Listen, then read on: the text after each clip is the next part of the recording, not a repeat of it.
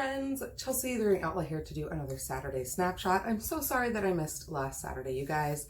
Things got a little crazy. My husband was getting ready to head out of town for work, and so we were getting all of our ducks in order for that.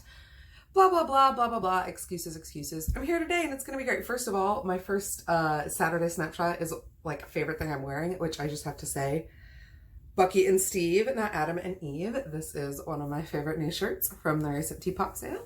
Thanks to Alders on Twitter for pointing out to me that it was on sale. It is now my new favorite thing. Other favorite things that I'm currently loving, we'll start with thing that I'm like eating or drinking. I've talked about this company before. This is Bowen's Coffee, but this is specifically a plug for their salted caramel coffee. You can see it looks like a little skeleton Alton Brown almost, doing a little like salt sprinkle. It is absolutely fucking delicious. This is a sampler bag that I finished because I was getting like a 5-pack, but this is actually one of my favorite go-to coffees from Bowen's Coffee Company. This salted caramel coffee tastes so fucking good with everything. A little bit of milk and sugar, black. It's particularly good if you get the like Italian sweet cream creamer that is not healthy for you, but it is delicious. And I love the salted caramel. It's like just enough hint of salt. You guys know what salted caramel tastes like. It's just like that, but in a coffee. Like I always say, Bowen's Coffee does the best flavored coffees that I've ever found. So if you are a coffee person or you know someone who's a coffee person, we're coming up on the holidays, which means 1, peppermint mocha coffee, and 2, they're like 5. This is the size of their like sampler pack. You can get beans or ground already. And they come with 5 of these. And so you can use them and pick like some flavors to try for yourself. So yeah, this is not like sponsored content. This is not an ad. I don't have any codes for you guys. I just really fucking love Bowen's Coffee. Next, we'll do a book that I'm currently reading or just finished. And that is The Gravekeeper by Alessandra Villasante. This is, the glare on this is awful, but the cover on this is gorgeous. I love it. You guys saw me talk about this in my library loot recently. Marisol and Gabby have just entered the United States as asylum seekers, and they are put through the absolutely re-traumatizing process of having to explain what violence in their home country that they're fleeing. When their petition for asylum is turned down, Marisol is presented with the unique opportunity to basically be a human test subject on a new science that the military is developing, which will allow veterans and military members recently returned home from overseas to work through or transplant their PTSD by basically funneling their neurological stress to somebody who is less stressed and traumatized. This is a really great book. I'm about 3/4 of the way done with it. It's queer, it's sad, while at the same time being hopeful. The allegiance and the dedication that Marisol shows to Gabby over the course of the novel, just like I love sister books. I love sibling books. I love books that are about love and queer identity and compassion. This book is deeply compassionate, maybe because it operates in a science of compassion, and maybe that's just the skill that Alessandra Villasante has. Next up, we'll talk about what I'm currently listening to. I am currently binging my way back through Good Christian Fun, the podcast. Good Christian Fun is Annabelle and Kevin T. Porter from Gilmore Guys fame, as they talk to various guests and guest hosts and folks about Christian pop culture. We live in a white heteronormative Christian society in which Christian pop culture is its own particular brand of hugely permeable and also weird.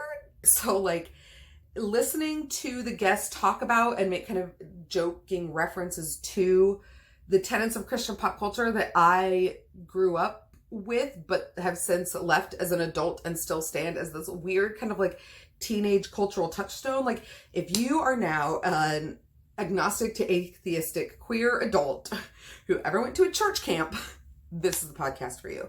Kevin and Annabelle state at the beginning of every episode that they are not there to bash, nor are they there to proselytize. They are truly there to provide a reformed Christian commentary on Christian pop culture, and it's fascinating and I love it. Kevin T. Porter is just a joy. I just enjoy listening to him. I loved listening to him on Gilmore Guys for the little bit of time I was listening. I am thrilled to have found this one.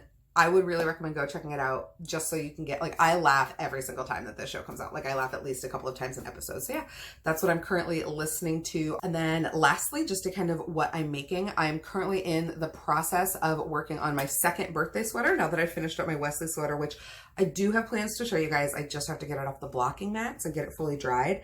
But I have started my next birthday sweater project.